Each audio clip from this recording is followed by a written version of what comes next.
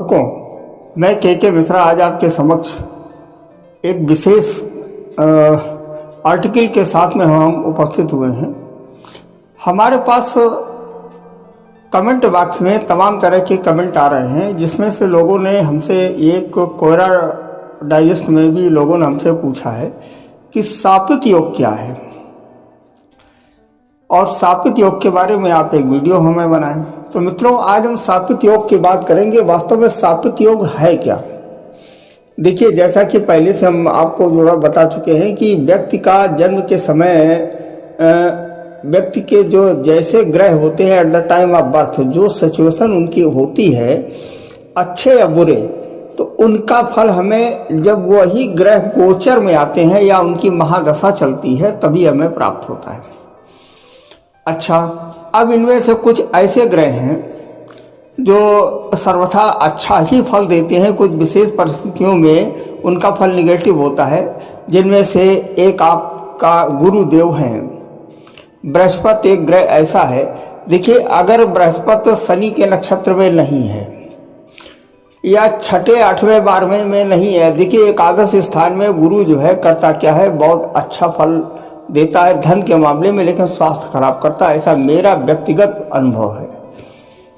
दूसरी चीज, अब इसके बाद में नंबर आता है, ये तो अच्छा ग्रह हो गया। जैसे सूर्य है आपके, सूर्य को पाप ग्रह जरूर कहा गया है, लेकिन ये जीवन देने वाले हैं। जब सूर्य से मार्केश की महादशा चलती है तो कभी भी जीवन हानि नहीं होती। सूर्य से हल्का फुल्का दंड ही मिलता है, फीवर आने लगता है। सूर्य की स्थिति अगर जो खराब होती, फीवर आने लगता है, त्वचा रोग बढ़ जाते हैं, हड्डियों में तकलीफें हो जाती हैं। तो ये बात तो सूर्य की होगी। अगर चंद्र, ये जो प्रकाश ग्रह हैं, जैसे चंद्र आपका ग्रह है, अगर चंद्र की महादशा चलती है, चंद्र अगर खराब होता है तो दिमाग पर असर पड़ता है, माता को कष्ट होता है और भौतिक संसाधन जितने हैं उनमें से कमी आने लगती है, लालचन लगने लगते हैं। ये सारी स्थितियां पैदा होती हैं अगर चंद्रमा की स्थिति खराब हो। अब बात करते हैं बुध की। देखिए, हम ये चाहते हैं कि एक एक ग्रह के बारे में सापित योग बताने से पहले हर ग्रह के नेचर के बारे में हम आपको बता दें। अब बात करते हैं बुध ग्रह की। तो बुध को राजकुमार कहा गया और खासतौर से वाणी और शिक्षा का कारक है। एक ये भ्रांति और है कि बुध ये धन को दिलाता है, ऐसा नहीं है। फास्ट मूविंग प्लैनेट है, इसकी गति का कोई निर्धारण नहीं है। ये जिसके साथ में होता है, जिसे हिंदी में कावल बेपेंदी का लोटा, कि जिधर ढाल देखा उधर ही लुढ़क गया। तो हमारा कहने का मतलब ये है कि जो बुध ग्रह है, ये बुध ग्रह करता क्या है कि जिस ग्रह के साथ में होता है उसी की बात को कहने लगता है।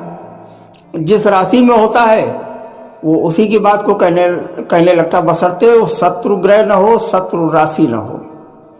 देखिए, ये मित्रों ब्रह्म विद्या है, इसमें कोई एक रूल नहीं लगता है और ना एक रूल लगाना चाहिए।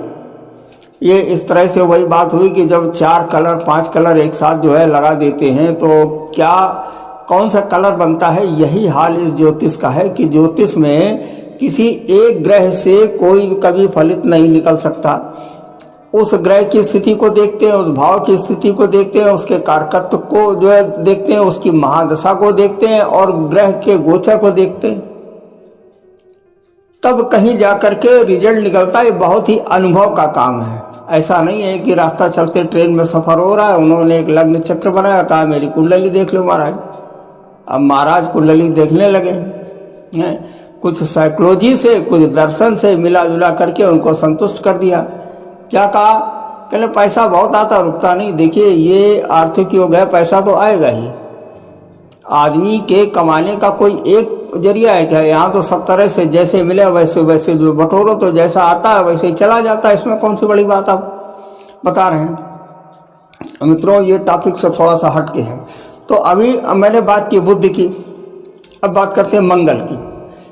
मंगल को सेनापति कहा गया है। मंगल ग्रह है, ये लाल रंग का ग्रह है और ये भूमि का पुत्र है, भूमिपुत्र इसे जो है कहा गया है। और ये दिखाई भी लाल रंग का जो है देता है, इसे सेनापति कहा गया है। और ये खून, ब्लड और हीमोग्लोबिन का कारक है। ये शक्ति का भी परिचायक है कि मंगल जिसका खराब होता है वो व्यक्ति जीवन में कुछ कर नहीं पाता या उसे करने में बड़ी परेशानी आती है। अच्छा, अब बात करते हैं शुक्र की।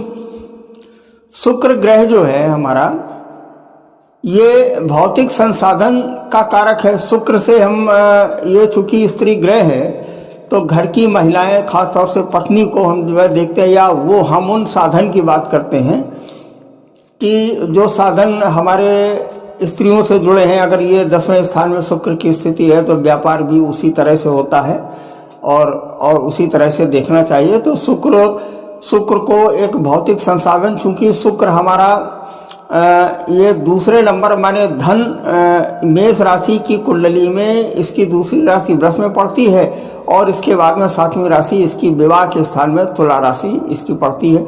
तो लिहाजा ये स्त्री ग्रह है और ये स्त्रियों को जब भी इसकी दशा खराब आती है स्त्रियों को कष्ट होता है। कभी कभी तो पत्नी से बिछो हो जाता है, पत्नी मर भी जाती है या तलाक की स्थिति पैदा हो जाती है।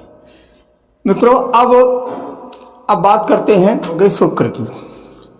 अब हम जिस सापित योग की बात कर रहे हैं वो राहु और शनि से बनता है। आपकी जन्म कुंडली में 12 भावों में से किसी भी भाव में अगर राहु और शनि की युति है, कंजक्शन है इनका, तो सापित योग कहलाता है। हालांकि सापित योग का कहीं भी किसी भी शास्त्र में उल्लेख नहीं है। ये जो आजकल के नए राइटर हैं इन्होंने लिख रखा है कि सापित योग है, सापित योग नहीं। अब हम बता देते हैं शनि और राहु के बारे में। देखिए, शनि का जो गोचर है वो 2.5 वर्ष का है, इसलिए इसका नाम शनैश्चर है। ये 30 वर्ष में पूरी जन्म कुंडली का भ्रमण करता है, मतलब 12 भाव में 30 वर्ष में ये भ्रमण करता है। और रह गया राहु, ये इसे 18 महीने का समय लगता है। राहु ये एक्सीलरेटर का काम करता है। ये एक्सटाइट, ये मतलब जिस राशि में होता है, जिस ग्रह में होता है, ये करता क्या है कि उसके पावर को बढ़ा देता है या घटा देता है, ये स्थिति पैदा करता है। और शनि और राहु को कहा गया है कोई की कुजवत केतु शनिवत राहु, तो राहु का भी फल शनि की तरह से है और शनि को दंडाधिकारी कहा गया है। तो जब ये दोनों ग्रह किसी भी भाव में होंगे तो क्या करेंगे, एक योग बनाएंगे। उस योग का नाम कुछ भी आप रख दीजिए। आजकल के आचार्यों ने उस योग का नाम सापित योग रखा हुआ है। अब हम बता देते हैं कि ये सापित योग है क्या। देखिए, ऐसा है कि व्यक्ति जब जिस समय पैदा होता है तो हमारे यहाँ का जो सिद्धांत है वो हम लोक और परलोक की बात करते हैं कि इस जन्म में अगर अच्छे काम नहीं करेंगे तो अगले जन्म में उसका फल हमें भोगना पड़ेगा। तो इसी तरह से जन्म के समय में होता यह है कि अगर हमारे परिवार में या हमारे पुरखों ने, बुजुर्गों ने अगर कोई भी ऐसा काम किया है कि किसी पशु को, किसी बहन को या मतलब किसी का दिल दुखाया है या उसका कोई नुकसान किया है और उसका श्राप मिला है, तो वो श्राप उनको न मिल करके उसके आगे आने वाली संतान उस पीढ़ी को मिलता है। तो इसका नाम धर दिया श्रापित योग। कुछ लोग इसे पितृदोष से भी कहने लगे हैं, जबकि ऐसा है। देखिए, शनि का जो नेचर है, शनि दंडाधिकारी है। शनि के दंड को, शनि की जिस समय दशा, अंतरदशा और प्रत्यांतर दशा जिस समय आती है और शनि अगर अच्छे भाव का स्वामी नहीं है तो ये जबरदस्त दंड देना शुरू करता है। जब ये दंड देना शुरू करता है तो लोगों को तकलीफ होती है।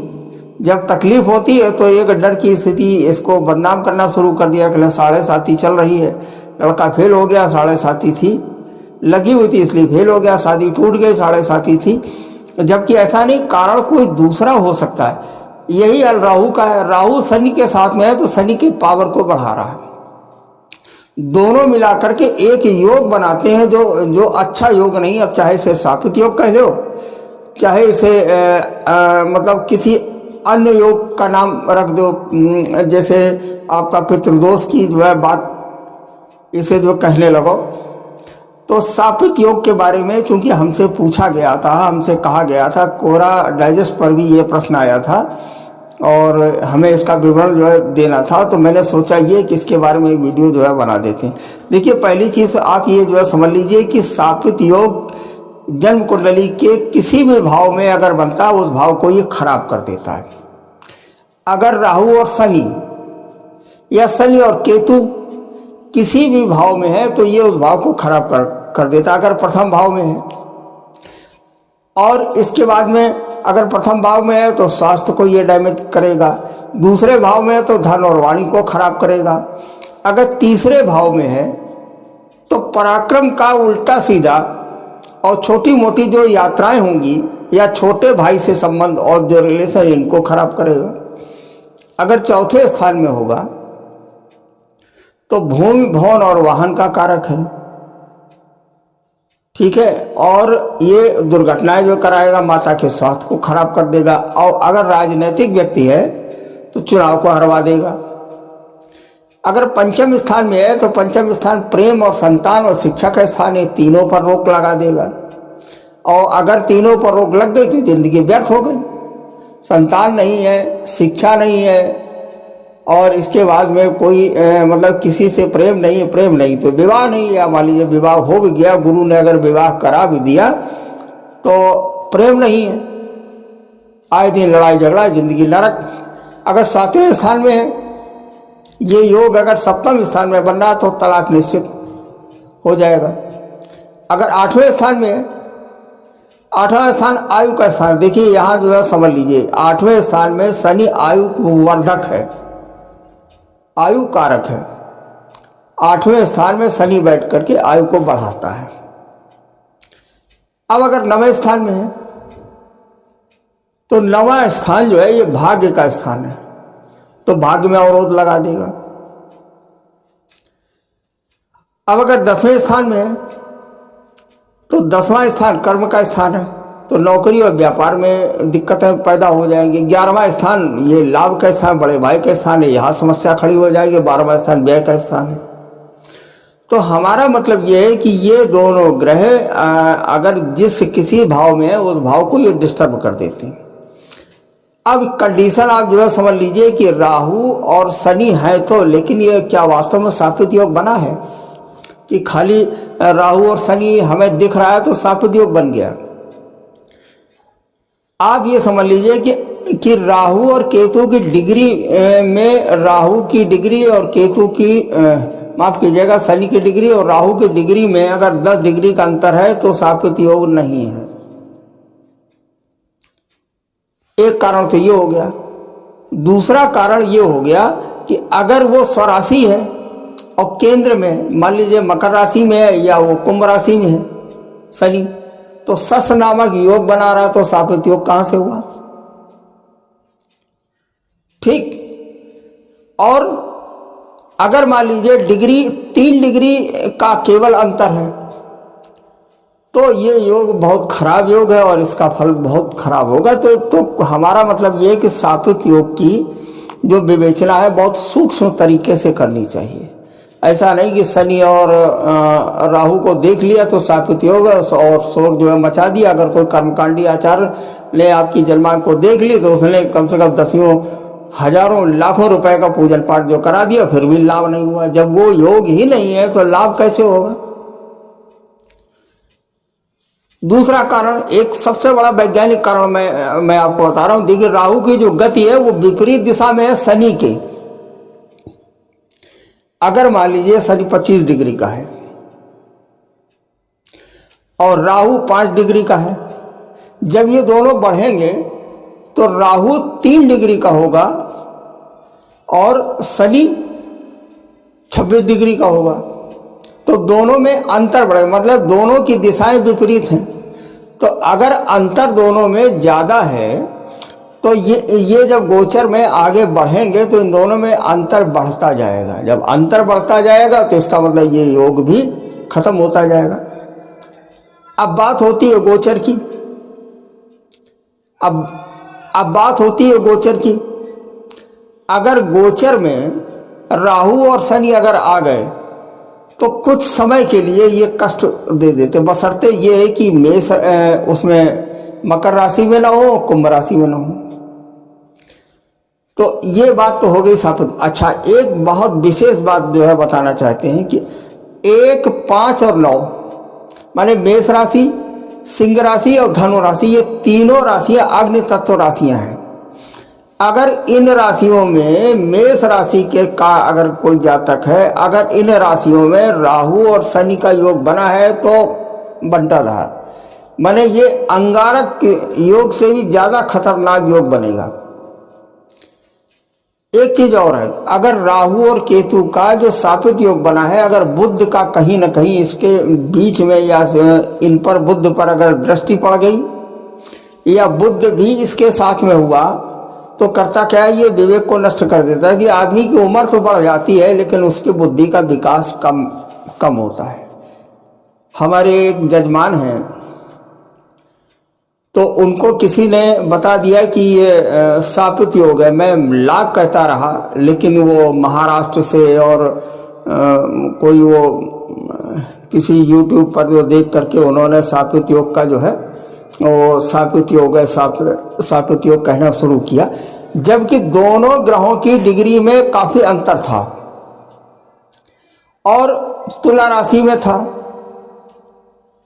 तो जब तुला राशि में शनि और राहु का जो योग बनता है, देखिए दैत्य गुरु की जो राशि है, शुक्र राशि है, इसमें शनि का रिजल्ट उतना ज्यादा खराब नहीं होता है, बशर्ते मेष राशि और सिंह राशि और धनु राशि में नहीं होना चाहिए। मित्रों, हमारा कहने का केवल मतलब यह है कि सापित योग से डरने की जरूरत नहीं है। अब इसके उपाय के बारे में जो है बता देते हैं कि क्या करना चाहिए। पहली चीज तो आप इस बात का निर्धारण करिए किसी योग आचार के माध्यम से, या अगर आप हमें जन्मांक दिखाना चाहते हैं तो हमारे इन नंबरों पर जो नीचे नंबर दिए गए हैं इन पर आप संपर्क कर सकते हैं कि वास्तव में सापित योग है अथवा नहीं है।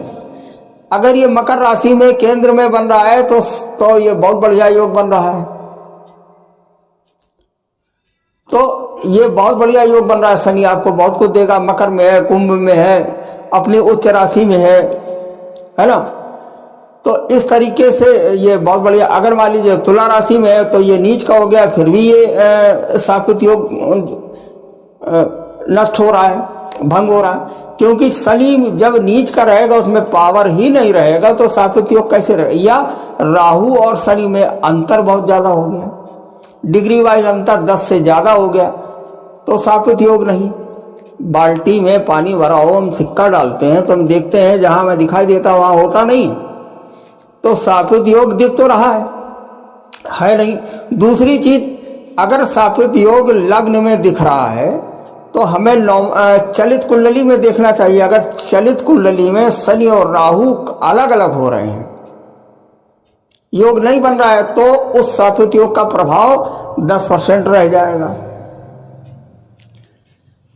दूसरी चीज, नवमांश में जो देखना चाहिए, नवमांश में अगर शनि और राहु किसी अच्छे शुभ ग्रह में जा रहे हैं तो सापित योग का फल बहुत ही कम मिलेगा। मतलब कुल मिलाकर के उन्होंने वही एक अभी मैंने जो बताया था कि चलती हुई ट्रेन में उन्होंने एक कागज लिया और खींचा, उन्होंने सापित योग है। अगर छात्र परीक्षा देने जा रहा है, बता दिया सापित योग है, तो वो एग्जाम में निश्चित फेल हो जाएगा। तो मित्रों और खासतौर से आचार्यों से हमारा अनुरोध है कि जन्मांक को देखें तो विशेष तरह से जो है मतलब इसको देख करके थोड़ा गहन अध्ययन से इसे जो देखना चाहिए। सापित योग से डरने की आवश्यकता बिल्कुल नहीं है, लेकिन ये देखना चाहिए कि वास्तव में सापित योग है अथवा नहीं है। राहु और शनि की डिग्रियों में अंतर देखना चाहिए। अगर 1, 5, 9 में नहीं है, मेष राशि में, सिंह राशि में और धनु राशि में अंगारक अग्नि तत्व की जो राशियां हैं इनमें अगर नहीं है तो सापित योग का प्रभाव कम है।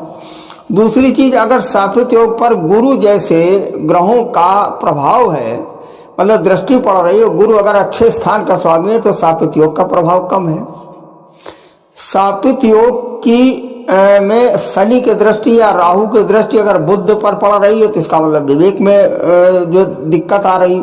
अगर चंद्रमा पर पड़ रही है तो भी दिक्कत आ रही। अगर उसका प्रभाव 7वें स्थान पर पड़ रहा है तो इसका मतलब पत्नी को जो दिक्कत है। लेकिन ये समस्याएं तभी पैदा होंगी, पहले ये तो तय करेंगे आप सापित योग है कि नहीं है। वैसे मेरे विचार से सापित योग कहना इसे उचित नहीं है। राहु और शनि ये दोनों ही अच्छे ग्रह हैं। इन दोनों की डिग्रियों का अंतर जो है देखना चाहिए कि ये इन दोनों का सामंजस्य कितना बैठ रहा है, तभी यह सापेक्ष योग बनता है।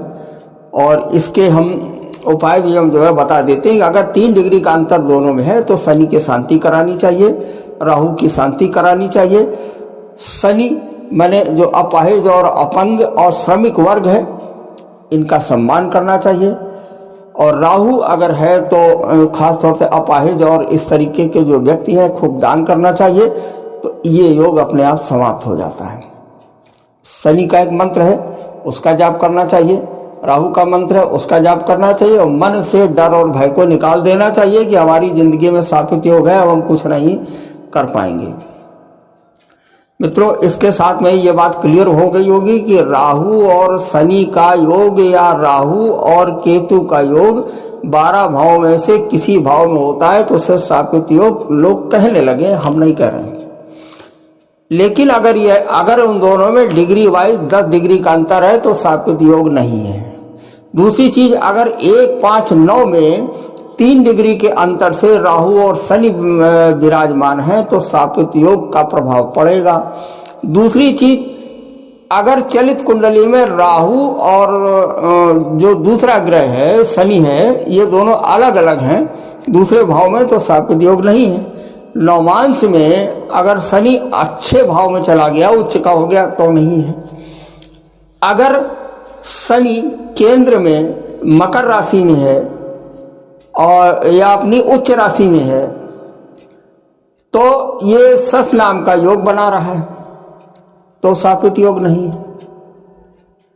तो मित्रों, हमारा मतलब ये कि भ्रांतियों में न पड़े। ज्योतिष एक प्रमाणित विज्ञान है और ये एक साइंस है। किसी अच्छे आचार्य से अपनी जलमान को दिखाएं और परेशान होने की आवश्यकता बिल्कुल भी नहीं है। और कोई योग जो है ऐसा नहीं है। वही बाबा रामदेव की बात फिर याद आ गई कि सबे भूमि गोपाल की, माने सारे ग्रह भगवान के बनाए हैं, है ना। केवल डर को मन से आप निकालें और किसी योग्य आचार्य से जलमान को दिखाएं। अगर आप लोग जलमान दिखाना चाहते हैं तो टाइम स्लॉट आप बुक करा करके और हमसे बात कर सकते हैं। नीचे नंबर दिए गए। इसके साथ में ही हम आपसे विदा लेते हैं। नमस्कार, जय श्री राम।